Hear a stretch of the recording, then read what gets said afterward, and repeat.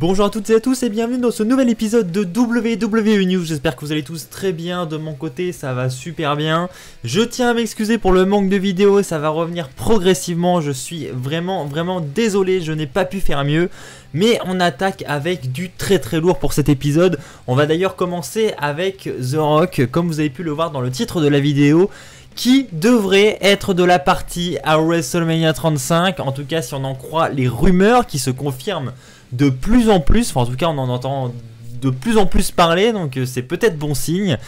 The Rock pourrait être présent à WrestleMania 35 l'année prochaine, non pas pour un match, enfin en tout cas pas pour l'instant, c'est pas ce qui est prévu, mais pour être présent en tant que Hall of Famer.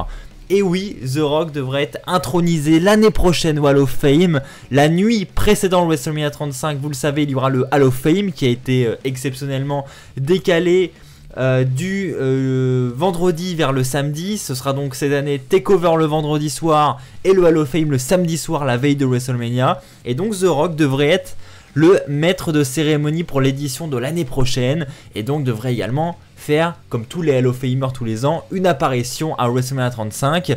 Reste à savoir, est-ce que The Rock va faire une apparition en tant que catcheur à WrestleMania 35?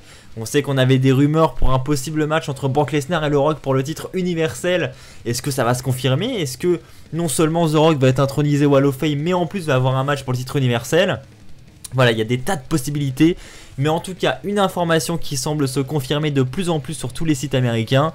Ça reste toujours à prendre avec des pincettes évidemment, mais The Rock devrait être le maître de cérémonie du Hall of Fame.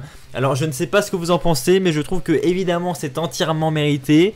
Et je trouve que ça fait partie des très gros noms qu'on attend tous avec impatience pour le Hall of Fame. Donc ça fait extrêmement plaisir de voir The Rock être intronisé à l'édition de l'année prochaine. Si c'est le cas en tout cas, perso, je serais vraiment content pour lui, c'est entièrement mérité. Nous allons maintenant parler de Alexa Bliss. Alors Alexa Bliss, vous le savez, elle est écartée des rings depuis un bon petit moment maintenant. Sa blessure ne semble pas guérir si vite que ça, alors que certains sites américains confirmaient que Alexa Bliss était de retour à 100% et qu'elle était prête à revenir sur les rings.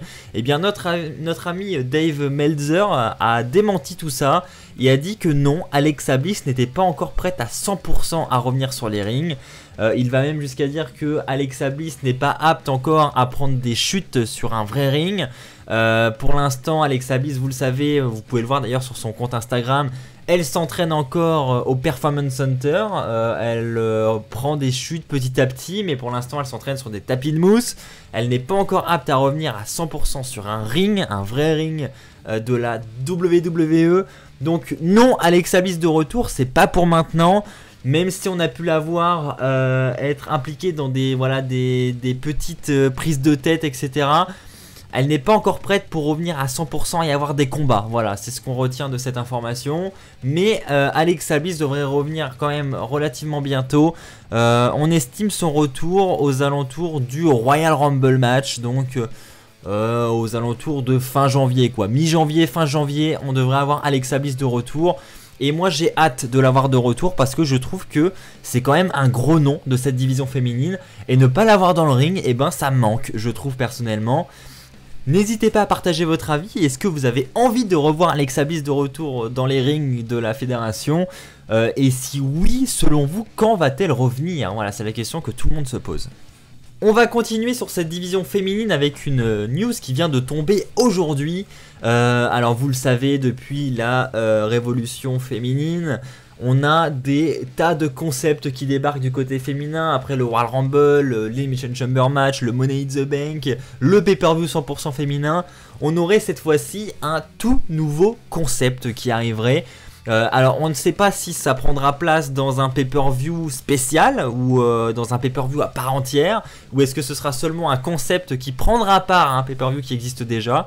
Mais en tout cas, on devrait en 2019 voir le concept Queen of the Ring débarquer. Alors qu'est-ce que c'est le Queen of the Ring? Je pense que le nom parle de lui-même pour ceux qui connaissent le King of the Ring pour la division masculine. C'est tout simplement un tournoi où on va élire la reine des rings.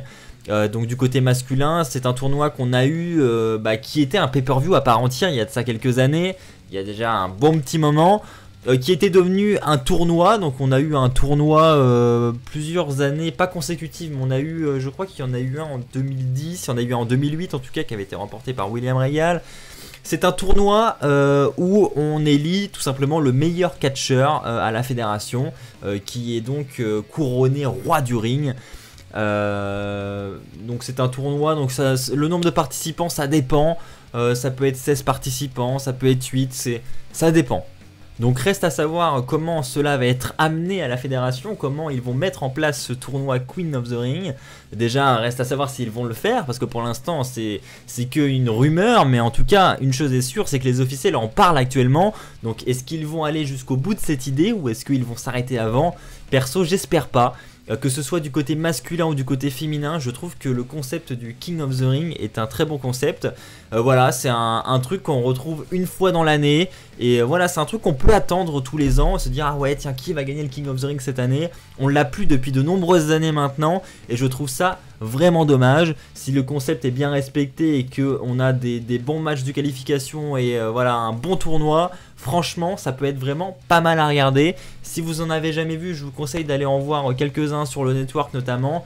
Vous n'allez pas être déçus. Voilà, c'est un bon concept, le King of the Ring. Et je pense que le Queen of the Ring le sera aussi. N'hésitez pas vous aussi à partager votre avis en ce qui concerne ce nouveau concept qui devrait débarquer à la fédération. Et on va terminer cet épisode de WWE News avec une information sur Heath Slater. Alors vous avez pu le voir à Raw. Heath Slater a donc reçu le rôle d'arbitre de la part de Baron Corbin. Heath Slater, voilà, je sais pas s'il l'a bien pris ou pas, je ne pense pas. Et visiblement, il y aurait une storyline qui va débarquer autour de cette histoire. Vous le savez, Baron Corbin doit affronter Braun Strowman à TLC. Alors oui, Braun Strowman est encore blessé, on ne sait pas si elle sera là à TLC, nanana. Ça fait partie de la storyline. Mais en réalité, évidemment, Strowman sera présent à TLC et participera au match. Maintenant, eh ben, Heath Slater pourrait jouer un rôle dans ce match, en tout cas c'est ce que rapportent les sites américains. La WWE pourrait jouer sur ce qui s'est passé avec Baron Corbin et ce t-shirt d'arbitre pour impliquer Heath Slater en tant qu'arbitre spécial du match.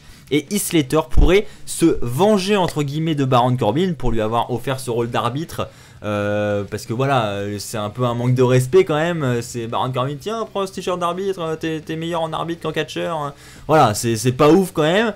Donc Heath Slater, il pourrait se dire, ouais, moi arbitre, voilà, t'es sympa mec, mais non, moi je veux être catcheur, donc moi je vais te coûter le match à TLC. Voilà, en gros, je vous résume, mais c'est comme ça que ça pourrait se passer à TLC.